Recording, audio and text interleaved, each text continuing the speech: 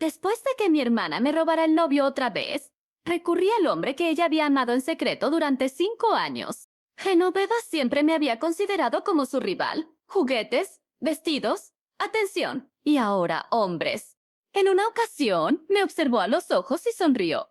¿Qué puedo hacer, Elena? Ningún hombre a tu alrededor puede resistirse a mí. Me reí y abracé al único hombre que se le escapaba, Mateo Morales. Ella terminó su relación con Adán como si no fuera importante.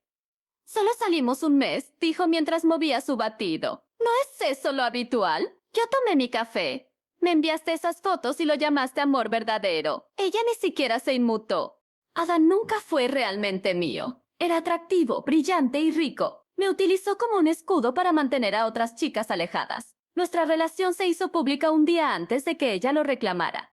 Genoveva no lo quería, solo deseaba lo que era mío, así que cambié las reglas. Mis gustos no eran muy buenos antes, le comenté, pero esta vez encontré a alguien especial. Ella levantó una ceja. ¿En qué momento? En el instante en que lo vio. Reconocí esa mirada en sus ojos, pero Mateo solo tenía ojos para mí. Nos retiramos juntos. Me acompañó a la cancha de baloncesto donde jugaría. Me senté a un lado sosteniendo su chaqueta. Mateo no solo era encantador, era audaz, protector y auténtico. Lo admiraba desde primer curso cuando defendió a una chica de un chico que la estaba agrediendo. Sin dudarlo, me fui abriendo camino en su mundo poco a poco. Para segundo año, intercambiábamos mensajes con frecuencia. Todo cambió cuando fingí tener relación con Adán. Mateo sintió celos. Con la voz temblorosa y los ojos rojos, me confrontó y me preguntó por qué había escogido a otro. Esa noche, la barrera entre nosotros se desvaneció. Desde entonces él ha sido un novio ideal, incluso mi compañera de cuarto lo mencionaba, pero en el fondo tenía a Genoveva. Comenzó a aparecer más a menudo. En una ocasión, la encontré afuera con él. Mateo se comportó con cortesía, pero noté que luego me invitó a cenar y me sugirió que la llevara. Sabía lo que hacía, así que la llevé. Ella lucía una minifalda roja, un escote provocador y ondas perfectas en su cabello. Mateo comentó: escuché que eres increíble en baloncesto. ¿Puedes enseñarme? Él se encogió de hombros. Si deseas aprender, contrata a un entrenador. Ella se acercó más. ¿Por qué contratar a uno cuando el novio de mi hermana está aquí? La expresión de Mateo no cambió. Y no olvides que soy su novio. Evitemos malentendidos. Por primera vez, la sonrisa de Genoveva se desvaneció. Revolví mi sopa entre risas. Minutos más tarde dejé caer mis palillos adrede. Al agacharme para recogerlos, vi su pie entre sus piernas y Mateo no se movió. Mi corazón se encogió. No se dio cuenta o no le importó. Esa noche apenas pude dormir. La imagen del pie de Genoveva atrapado entre las piernas de Mateo repetía en mi mente como un disco rayado. Lo peor no fue lo que vi, sino la falta de reacción de él. Ni un sobresalto, ni un gesto de incomodidad. Simplemente permaneció sentado. A la mañana siguiente, Mateo me saludó con su calidez habitual, con sus brazos alrededor de mi cintura y sus labios tocando mi frente. Actuó como si nada hubiera pasado, pero no podía sacármelo de la cabeza. Ese momento se había convertido en una espina incrustada en mi piel. Necesitaba respuestas. Más tarde en el día, nos sentamos en el césped del campus, con el sol filtrándose a través de los árboles. Mateo me pasó una botella de agua y sonrió. Con voz cautelosa, le pregunté: ¿crees que Genoveva es atractiva? Él se rió suavemente. ¿Es una trampa? Solo responde. Pensó por un momento. Quiero decir, claro que es objetivamente bonita, pero muchas personas lo son. ¿Por qué te coquetea? Le pregunté secamente. Lo sabes, ¿verdad? Él frunció el ceño. Entonces parpadeé. ¿Realmente no lo notas? No, dijo. Porque solo te veo a ti, dulce y sencillo. Pero mis instintos seguían alertándome. 3 días después, Genoveva apareció sin ser invitada en mi apartamento. Como siempre, se preparó un batido en mi cocina como si fuera la dueña y preguntó si Mateo vendría. Quizás, respondí. Sus ojos se iluminaron. O bien, quería preguntarle algo sobre ese juego de la semana pasada. ¿Sabes ese salto que hizo? ¡Wow! Asentí sin mostrar interés. Pareces muy interesada. Me gusta el talento, dijo con un guiño. Especialmente cuando es tan puro. Esa noche Mateo llegó y vimos una película. Pero yo estaba distante. Él se dio cuenta. ¿Qué te pasa? Nada, mentí. Pero él pausó la película. Has estado fría desde la cena en casa de tu hermana, dijo. Háblame. Lo miré fijamente. No moviste la pierna. ¿Qué? El pie de Genoveva estaba entre tus piernas debajo de la mesa. No te moviste. Él parpadeó. ¿Qué? El pie de Genoveva estaba entre tus piernas debajo de la mesa. Y tú no te moviste en absoluto. Su rostro quedó pálido. Fue solo un instante. Pero para mí fue suficiente. ¿Hablas en serio? Preguntó como si exagerara, como si fuera una locura de mi cabeza, cuando en realidad no lo era. Lo vi, lo sentí. Recordé la forma en que ella lo observaba y cómo él no apartó el pie, cómo mantuvo esa expresión tranquila como si nada sucediera. Y ahora quería hacerme creer que era mi paranoia. No puedo creer que vas a pretender que no recuerdas. Respondí con el estómago revuelto. No sentí absolutamente nada, Elena. Puede que solo me haya rozado sin querer. No estoy segura. ¿De verdad quieres que esto se convierta en un problema? Su tono, que normalmente es sereno, ahora sonaba impaciente, como si yo fuese un estorbo en su vida. No fue un accidente, afirmé con firmeza. Sabes que no fue solo eso, solo que no aceptas que te pudo gustar. Mateo resopló y se levantó del sofá. Comenzó a caminar de un lado a otro de la habitación, rascándose la nuca, como si yo fuese una niña en medio de una rabieta. Genoveva es tu hermana, Elena. ¿Por qué haría algo así? En realidad, porque está obsesionada con todo lo que es mío. Y tú eres mío. Me miró a los ojos y por un instante juró que vi algo quebrarse dentro de él, como si no quisiera sentirlo, como si estuviera cansado de esa sensación de posesión, de la exigencia del conflicto. Tal vez ese sea el problema, susurró. ¿Cuál problema? ¿Ese de que eres mío? No soy un premio en su competencia. Ambos están peleando, compitiendo y atacándose mutuamente mientras yo estoy en el centro de todo esto, intentando mantener la cordura. No esperaba escuchar eso y me dolió. Pero lo que más me afectó fue la indignación que sentí. Entonces, ¿me estás diciendo que es agotador para ti estar en medio de mi conflicto con Genoveva? Pero no hiciste nada para evitar que ella te provocara. No hiciste nada, ni siquiera alejar su maldito pie. No me di cuenta, Elena, gritó finalmente, perdiendo la paciencia. Intentaba concentrarme en la cena, no en analizar cada gesto bajo la mesa. Mis ojos se llenaron de lágrimas, no porque gritara, sino porque no entendía o no quería entender. Porque en el fondo sabía que sí había sentido, y lo peor, no le molestaba. Aquella noche dormimos en la misma cama, pero en mundos separados. Yo de espaldas, con el corazón roto, él intentando respirar hondo, forzando un sueño que no venía. Esto continuó así durante días. Tensión, silencio y distancia. Una semana después, Genoveva me envió una foto. Una selfie con la camiseta del equipo de baloncesto de Mateo. El pie de foto decía: me encanta probármelo. Me queda perfecto, sin contexto ni explicación. Solo pura provocación. Me hirvió la sangre. Subí las escaleras del apartamento de Mateo como si estuviese poseída. Cuando abrió la puerta ya sabía que algo andaba mal. ¿Ella estuvo aquí? Pregunté, mostrándole la foto. Sus ojos se abrieron como platos. ¿De qué hablas? ¿De qué hablo? ¿De qué hablo? ¿De tu cuarto? ¿De tu camiseta y tu ausencia? ¿Por qué estaba aquí? Mateo respondió rápidamente: vine a dejar un libro que olvidaste en casa de tu madre. Ni siquiera la dejé entrar bien. Solo tomé el libro y le agradecí. Entonces, ¿por qué llevaba tu camiseta puesta? No lo sé. ¿No lo sabes? Grité. ¿Crees que soy tonta? ¿Ingenua? Me estás mintiendo en mi cara, Mateo. Te juro que no hice nada. Estás actuando como si te hubiera traicionado. Y no me traicionaste. Porque sinceramente, entre traicionar físicamente y traicionar con el silencio, la mirada, la pasividad, ¿sabes qué duele más? Darse cuenta de que no hiciste nada por protegerme de ella. Se quedó en silencio, realmente mudo. Y fue entonces cuando comprendí. No la detuvo porque no quiso.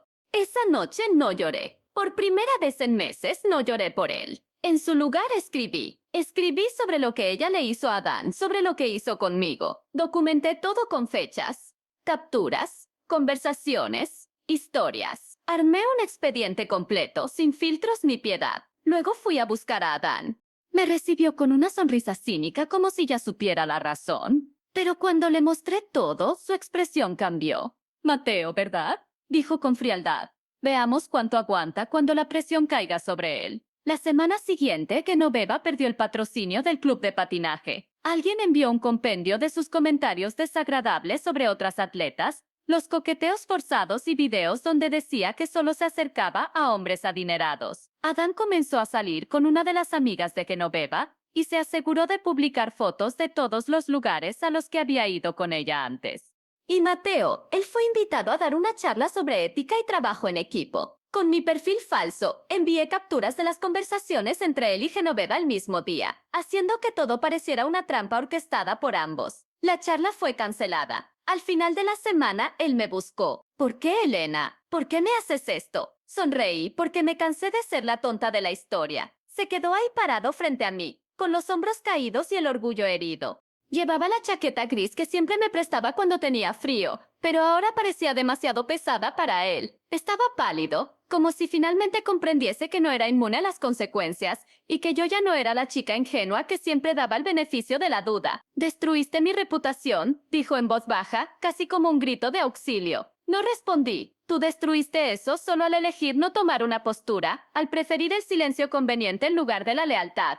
Yo solo expuse la verdad. Se pasó la mano por la cara como queriendo borrar lo que había dicho. Nunca vas a comprender lo que es estar en medio de ustedes dos. No me compares con ella, efectué. Yo nunca jugué sucio. Nunca me vestí de forma provocativa solo para captar tu atención. Nunca invadí tu espacio. Solo te amé, Mateo, de verdad. Solo que eso nunca fue suficiente para ti, porque en el fondo disfrutabas de la atención de ambas, te gustaba ser deseado por las dos. No respondió, y ese silencio confirmó todo lo que ya sabía.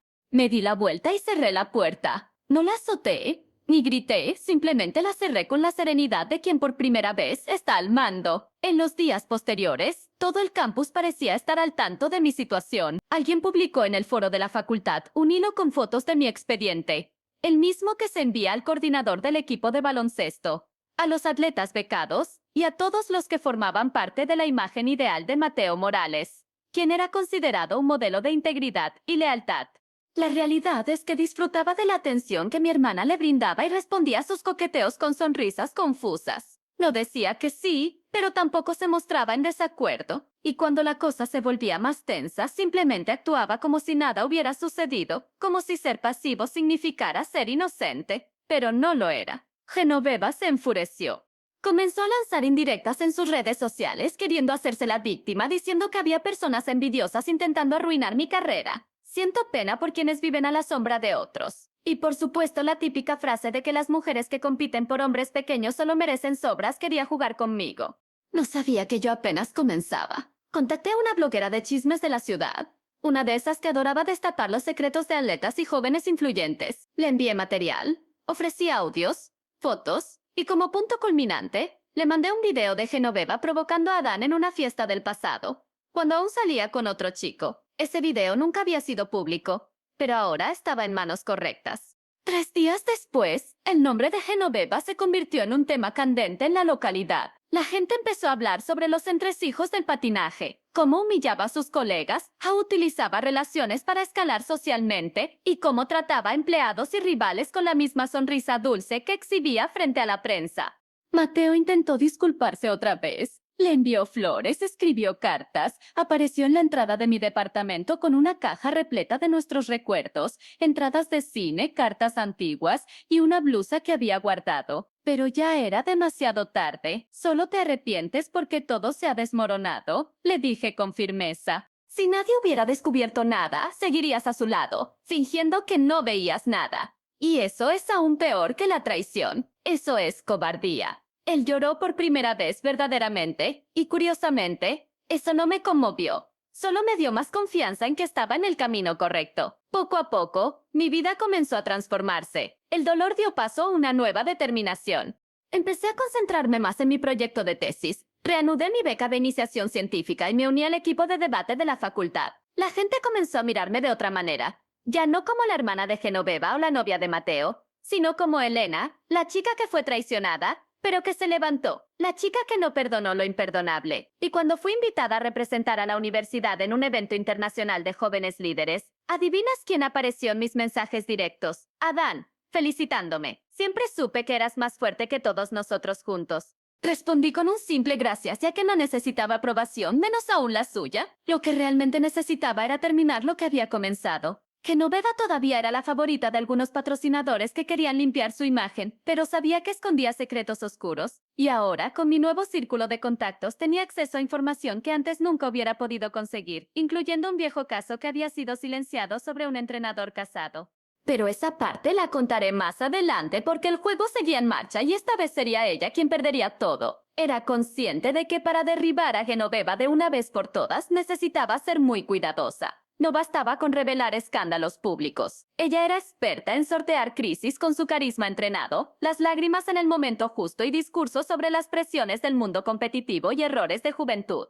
Lo que realmente debía hacer era quitarle lo que más la sostenía: su prestigio, las conexiones ventajosas y las personas que seguían apostando por ella. Así fue como comencé a trabajar discretamente. A través del evento de jóvenes líderes conocí a periodistas, empresarios, exatletas y con el tiempo, algunas personas que ya habían escuchado su nombre, pero no con admiración. Una de ellas, una exintegrante del equipo de patinaje de Genoveva, me escribió: si estás dispuesta a enfrentarte a ella de verdad, puedo enseñarte algo que jamás le mostré a nadie. Acepté. Decidimos reunirnos. Era una chica llamada Leticia, quien ahora se encontraba trabajando en el extranjero. Se presentó con un pendrive y una caja de cartón arrugada. Dentro había notas antiguas, registros de entrenamientos y un cuaderno desgastado. Ella arruinó mi carrera, declaró Leticia, manteniendo su mirada fija en la mía.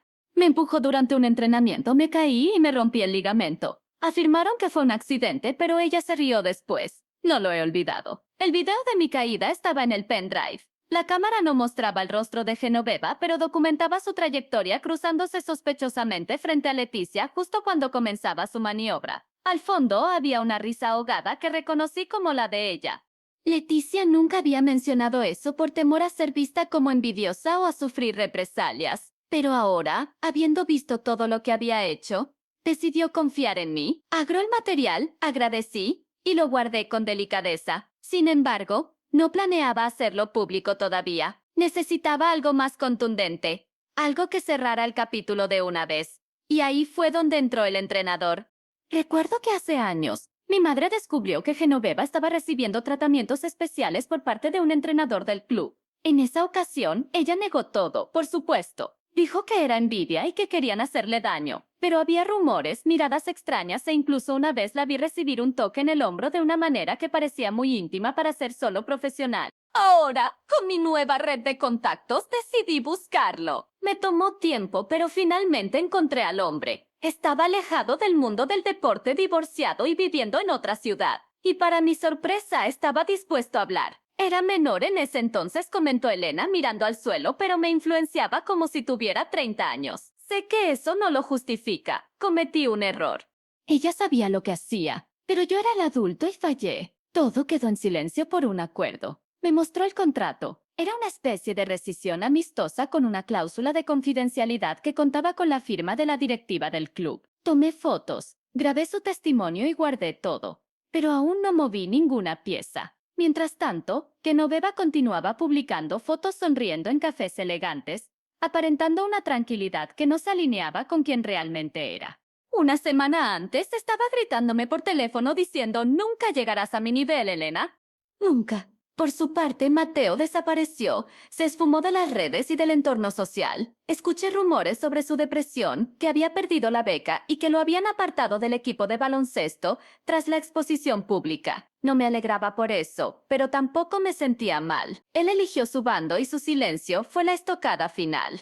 Fue entonces cuando se presentó la oportunidad perfecta, un documental independiente sobre abusos psicológicos y competitividad tóxica en el deporte juvenil. Envié una propuesta anónima. Redacté un relato neutral pero impactante.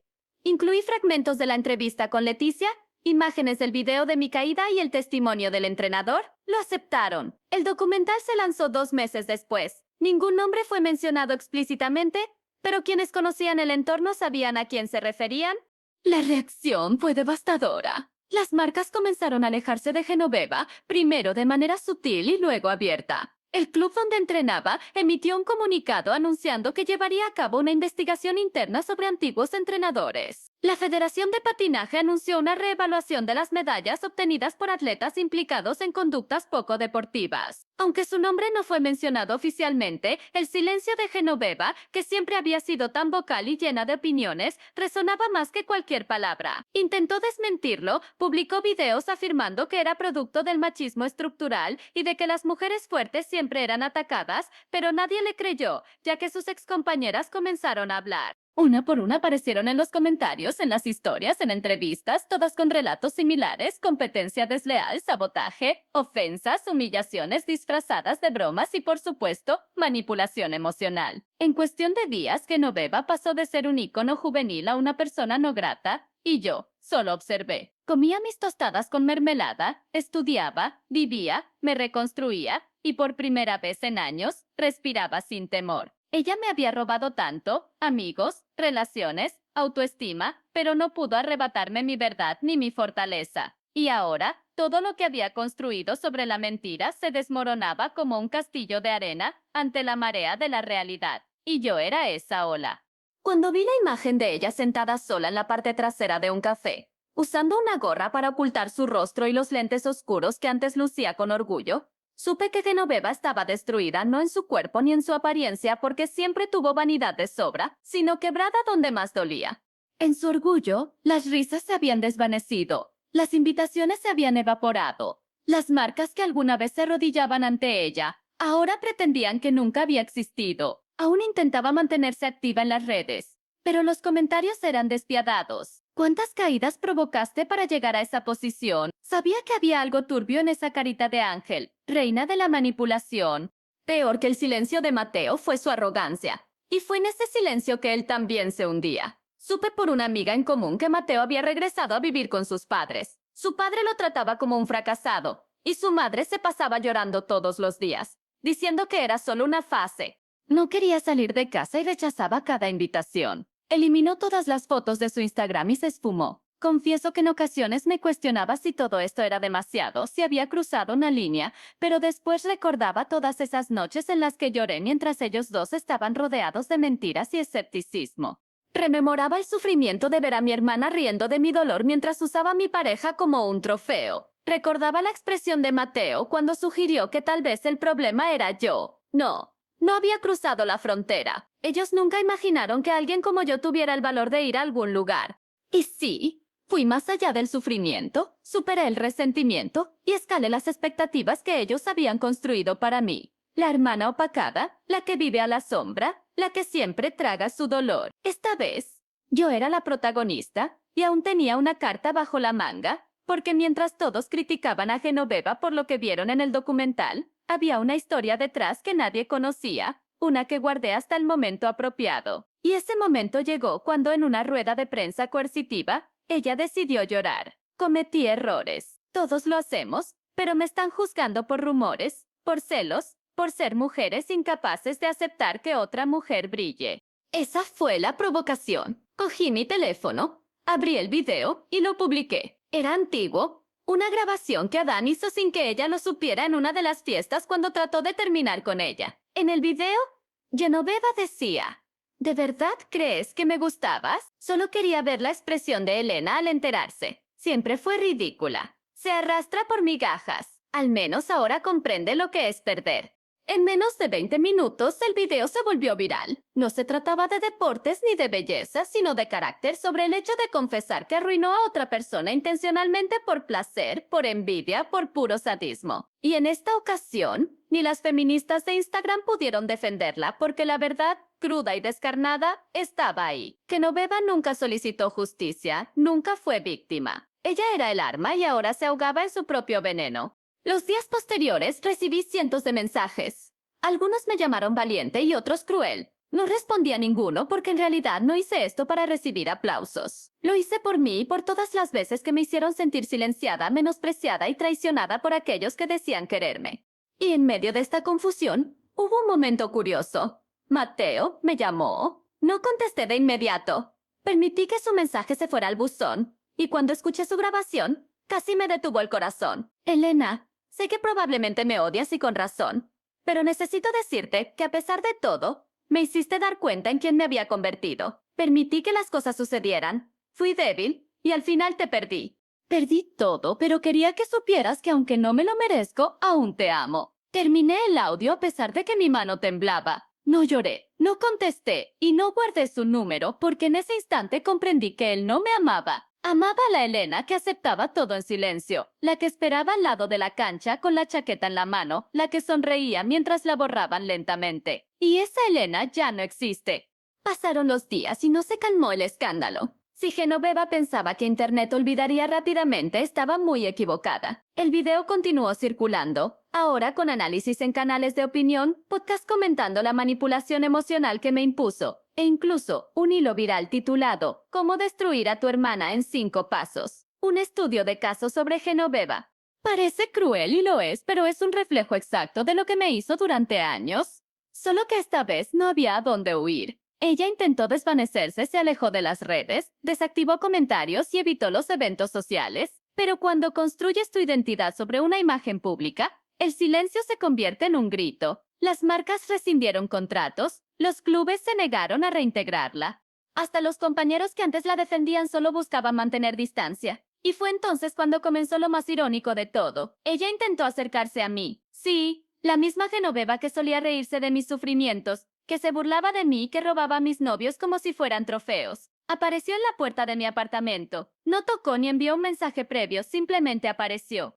Abrí la puerta y allí estaba, con el rostro caído, los ojos hinchados y el cabello recogido de manera desaliñada. Era un descuido impensable para alguien que siempre utilizó su apariencia como un escudo. Traía una bolsa de muffins, como si eso pudiera borrar todo. Elena, necesitamos hablar, dijo en un tono bajo. Me quedé callada unos segundos. Sentí que una parte de mí quería estallar, lanzarle cada humillación en la cara. Pero me contuve porque en ese instante ella no representaba una amenaza. Era solo una sombra de lo que fue, y yo era la luz. «Entra 5 minutos», le dije. Se sentó en el borde del sofá como si estuviera caminando sobre vidrios rotos. Observó a su alrededor, notando las plantas que yo había cultivado, los cuadros que colgué, la paz que nunca pudo arrebatarme. Quería disculparme. Comenzó. Me reí sin humor. «¿Disculparte o limpiar tu imagen? Me lo merezco», añadió mirando al suelo. «Lo sé, pero estoy sola, Elena. Al final, todos me han dado la espalda. Nadie quiere escucharme. Y a pesar de todo, pensé que tal vez aún podrías entenderme. Esa palabra, entender, me atravesó. Me usaste como espejo toda tu vida, Genoveva. Me imitaste, me superaste, me dañaste. Y ahora vienes aquí después de tanto, buscando comprensión. No respondí. Sus ojos se llenaron de lágrimas, pero no me conmoví, porque su llanto nunca significó arrepentimiento. Siempre fue estrategia. No sientes remordimiento, Genoveva. Sientes vergüenza y son sensaciones diferentes. Se mordió los labios sintiéndose derrotada, pero eso no logró romper mi defensa. No me complace verte de esta manera, así que continué. Sin embargo, tampoco pretenderé que no anticipé este momento, porque durante años anhelé justicia. Solo eso, y ahora ha llegado. Se levantó y dejó la bolsa sobre la mesa. Solo deseaba volver a ser tu hermana. Nunca lo fuiste, respondí. Y antes de que saliera por la puerta, se detuvo y por primera vez en su vida no tuvo una respuesta. La semana siguiente, recibí una oferta de pasantía en una reconocida editorial. Me seleccionaron tras leer mi artículo publicado sobre manipulación psicológica entre mujeres en el ámbito deportivo, texto que escribí basado en mi propia experiencia. Fue significativo. En ese mismo periodo, supe que Mateo estaba empleado en una tienda de artículos deportivos. Alguien me comentó que había intentado regresar al equipo de la universidad, pero los patrocinadores se negaron. Ahora pasaba sus días doblando camisetas, organizando balones de baloncesto y evadiendo las miradas curiosas de aquellos que antes lo admiraban. Y yo, por primera vez, estaba bien. Verdaderamente bien. No necesitaba demostrar nada a nadie. No tenía que competir por amor. No requería borrarme para adaptarme a espacios que nunca fueron diseñados para mí. Un domingo por la mañana, recibí una llamada. Era Adán. Solo quería avisar que me marcho de la ciudad. Comencé a trabajar en consultoría deportiva en otra región, pero antes de irme quería agradecerte. ¿Por qué?, pregunté, sorprendida. Porque me enseñaste que no tenemos que aceptar el papel que nos asignan.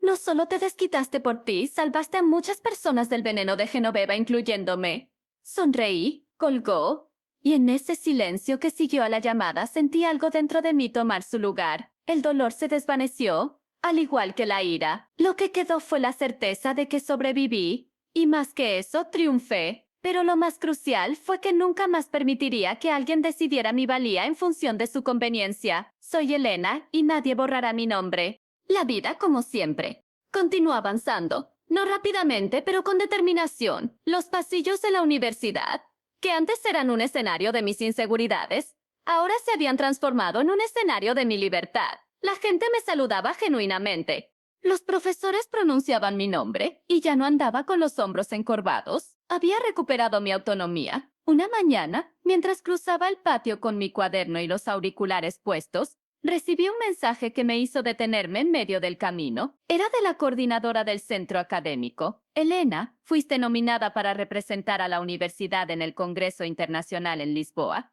Tu artículo fue uno de los mejor valorados. Me senté en un banco de piedra bajo un árbol y miré la pantalla por un momento. Era esto. Ahí estaba la prueba irrefutable de que todo había valido la pena, que no necesitaba competir con nadie ni reducirme para caber en las sombras ajenas. Regresé a casa con el corazón caliente. Llamé a mi madre, que no tenía casi nada de información sobre lo que había sucedido en los últimos meses. Lloró de alegría al escucharme. Dijo que estaba orgullosa de mí. Algo que había esperado años para oír. No sabía si ella estaba al tanto de todo. Tal vez había fingido ignorar la situación. Tal vez intentaba preservar el poco vínculo que nos quedaba después de tanto favoritismo hacia Genoveva en nuestra infancia. Pero en ese instante no quería mirar atrás. Y hablando de Genoveva, ella reapareció, no de forma física, sino a través de una noticia expinadora. Genoveva es vista sirviendo mesas en un popular restaurante tras un escándalo. El titular iba acompañado de una imagen borrosa. Ella, con el cabello recogido en un moño suelto, el delantal manchado de salsa, mirando de lado como si quisiera ser invisible. No sentí placer, pero tampoco pena. Era irónico. Ella que se burlaba de mi estilo sencillo ahora debía usar uniforme. Aquella que se reía de mi decisión de estudiar y dedicarme ahora era ignorada por todos los que antes se arrodillaban ante ella. Su declive no fue abrupto, sino gradual, y eso lo hizo más doloroso. Poco a poco fue quedando atrás ante aquellos que antes pretendían ser sus amigos. Porque quien lo consigue todo con encanto y manipulación pierde todo cuando el encanto se desvanece. No mencioné a nadie que había visto la noticia. Solo guardé la imagen no para usarla en su contra, sino como un recordatorio. El karma no siempre es estruendoso. Algunas veces susurra, y lo hace durante mucho tiempo. Antes de embarcarme al Congreso, organicé una pequeña despedida con mis amigos más cercanos. Nos sentamos en círculo, escuchamos música y recordamos historias pasadas. Nadie mencionó a Genoveva, nadie a Mateo, y eso en sí mismo ya era liberador. En un momento de silencio, una amiga me preguntó, «Elena, después de todo, ¿te arrepientes?» Miré el vaso de jugo en mi mano. Reflexioné durante unos segundos. No me lamento por lo que hice. Me lamento por el tiempo que tardé en comprender quién era, en darme cuenta de que no necesitaba la aprobación de nadie, que solo necesitaba creer en mí misma. Ella sonrió y me abrazó. En la mañana del vuelo me desperté temprano, hice mi maleta, me colocó mi credencial de la universidad y bajé las escaleras del edificio con una sonrisa en el rostro. Mientras esperaba el taxi, sentí una paz tan profunda que resultaba casi extraña. Era como si todos los nudos se hubieran deshecho, como si esa historia finalmente hubiera llegado a su fin. No de la manera en que lo había imaginado mientras yacía en la cama con los ojos cansados de tantas lágrimas, sino de la forma que realmente debía ser, con justicia, verdad y progreso. Y allí, en el avión, observando las nubes a través de la ventana, me hice la promesa a mí misma. Nunca más seré diminuta para encajar en la vida de otra persona. Nunca más aceptaré que el amor venga con desprecio. Nunca más permitiré que me hagan callar porque ahora soy Elena en su totalidad, fuerte, inolvidable y, lo más crucial, finalmente libre.